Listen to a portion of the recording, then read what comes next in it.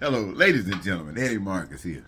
You know, it's so different. It's so amazing to see the Democrats, to see the Vice President, Miss Kamala Harris, and the governor from Minnesota. I mean, they're out there bringing and talking about and showing joy in their every appearance.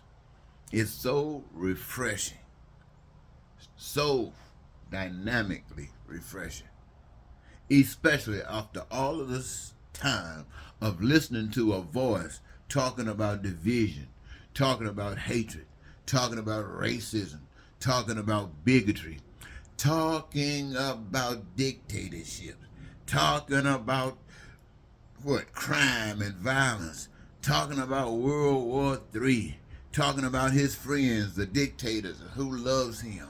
I mean, no one knows anything superior to him. He knows, he was out, look, he was at a rally the other day. I think it was Montana. And he was about to say, I'm in Montana. He was riding around in the car. They would take him around, showing him Montana before he got a chance to meet the rally. And he said, he was about to say, nobody knows Montana. And then I guess he thought about it. And he changed the subject. He was about to say, nobody knows Montana, like he knows Montana. That's what he's about now.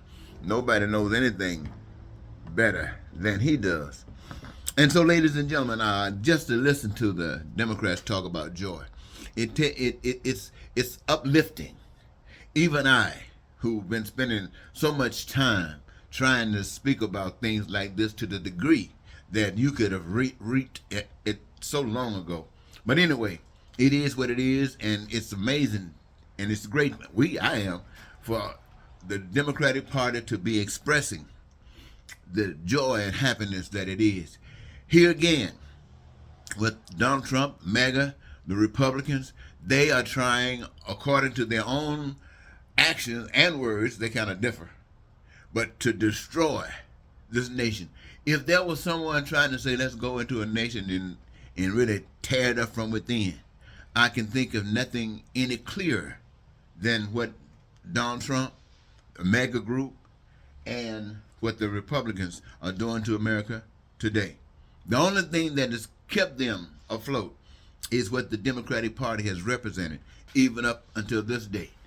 And right now we appear to have the kind of leadership that can defend against this darkness that has been trampled and beat down, hammered down on us for the past several years.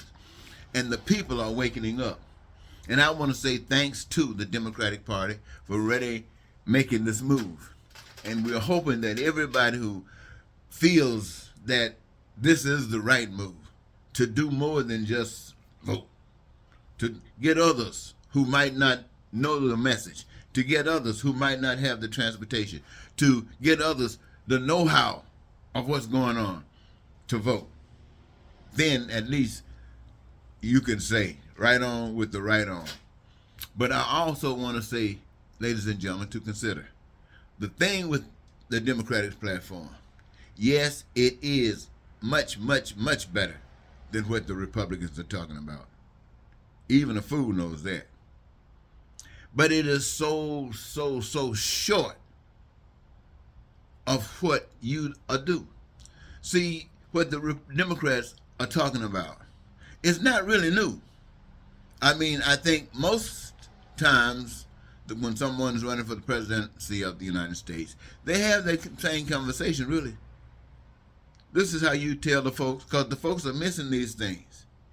It's just that we've been hearing so much other stuff that when our current Democratic representatives are speaking out, it sounds so refreshing. But I want you to know, ladies and gentlemen, it's half-stepping as well. Thank God for this half-step. I'm going to the polls to vote if I'm around, and I'll be voting for the Democratic Party. Now, having said that, I'm not satisfied with the status quo, even that they offer, because I know much more. I know that there will still be poverty. I know that there will still be the essence of the same kinds of things that have been existing. Let's say something happens, a miracle happens, and it's lessened. It drops down certain percentages, but it still exists. The key, ladies and gentlemen, is awakening to the truth of the matter. The truth of the matter. And eradicating it.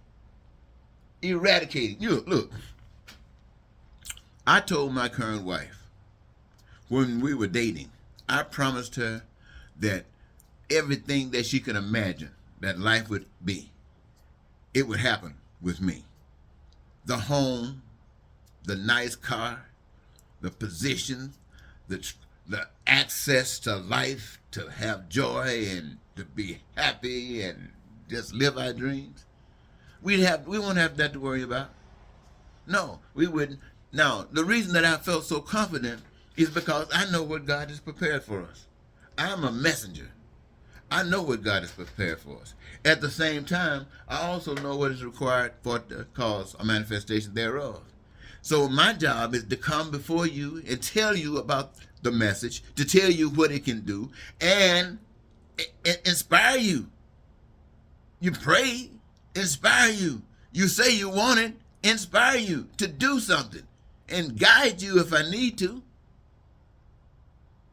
And I've been doing that for 40 years.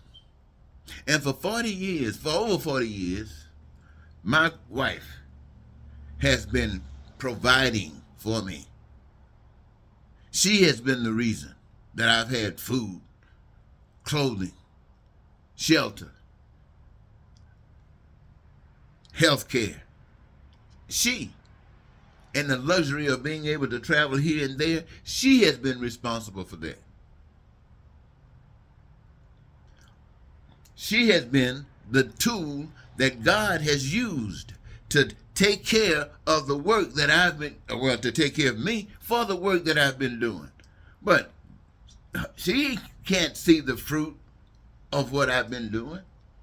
She sees the same thing I see. Like you are as asleep and you can possibly be, and you're not thinking about it. All you can think about is something that you might have some familiarity with. Peace between all people, you got no familiarity with that.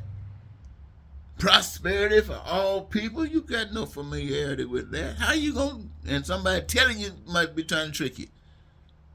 Joy and happiness, and each of you living your dreams.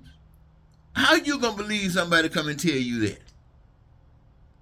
Any time in your life history, any time in the history of people that you've been taught about in the past, ever came to that point? Now, who's going to stand before you and expect you to believe something like that? Me. I expect you to believe it because I know every last one of you wanted exactly what I said. Every last one of you want it. And what I'm telling you will absolutely produce it. That's why I knew but the thing of it is now that I've gotten old. Back then, 40-some years ago, I was a young dude. Now, hey, I'm probably right around the corner from saying goodbye to America. Now, who's going to carry on? Nobody needs to carry on. We need to change. We need to change now. We need to change now before I die. So my wife can have the wonderful things that I promised her. And in order for that to happen, my friends, you got to have yours too. Because it's an agreement between the people of this nation that we are going to make things right. Much, much better. And whatever we got to do, notwithstanding pain and suffering. Hey, now ladies and gentlemen, I want you to just think about these things. This woman, for 40-some years, has been my bread and butter. Don't you think that I know what other men whose women are taking care of them feel? They don't like this, but they're in a situation that they don't know how to get out of. You don't like it, but you don't know how to get out of it because it seems to be a game that you would be losing. And you can't do that. So what I'm telling you, ladies and gentlemen, is this. I'm the guy who told the system that was wrong. When I say tell the system, I'm within the system at the time, you know. And I'm speaking as best I can to the people trying to run for public office. And I'm saying to you what I have been saying to you. You know what it is. I don't want to repeat it now. And you that can't hear it. So I commit crimes. You know, I'm not trying to run from it. I commit crimes. And tell you, yeah, I commit this crime. Why you commit this crime? Because I want to talk to you. Talk to me. Tell me what? Tell you this. And to affirm the the sincerity of it. By if you refuse to understand, for whatever the reason might be, I will pay a penalty. I will do some time. And I accept this time because it's a price that I pay that maybe you can see. You might not see, but you might. So I take a chance on you. That's what I've done. I'm just taking a chance. I thought that one day that you would, but for 40-something years you haven't.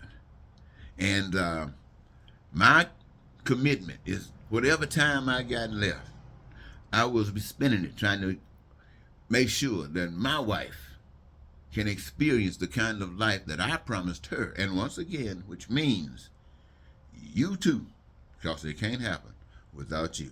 Until next time, Eddie Marcus say goodbye for now.